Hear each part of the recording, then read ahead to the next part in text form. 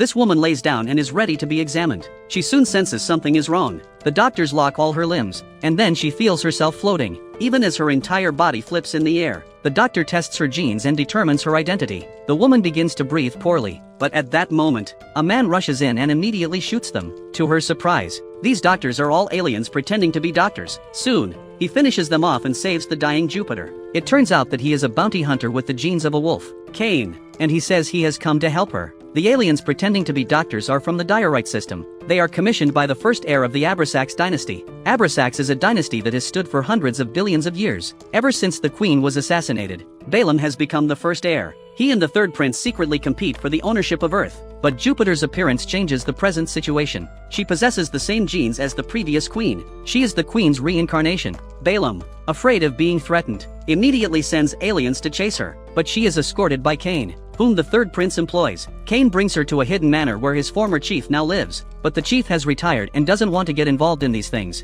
However, when he sees that Jupiter can manipulate bees, he freezes. Your Majesty.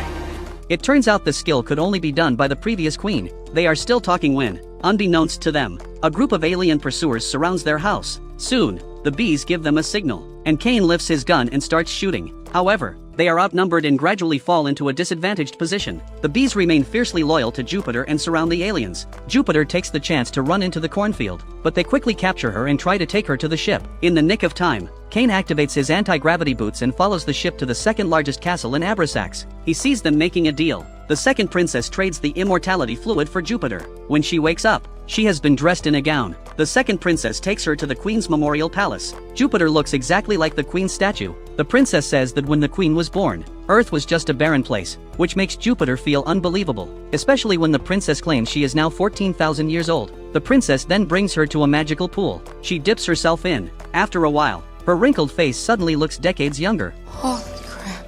She states that replacing old cells with new ones is a very simple thing nowadays. Obviously, she is trying to impress Jupiter with this immortality technique, but then Cain reappears. He takes her to the Hall of Titles to prepare for the inheritance procedure. He is the intergalactic attorney helping her, but each department pushes its responsibilities onto others, making the process difficult, until the lawyer secretly bribes the staff.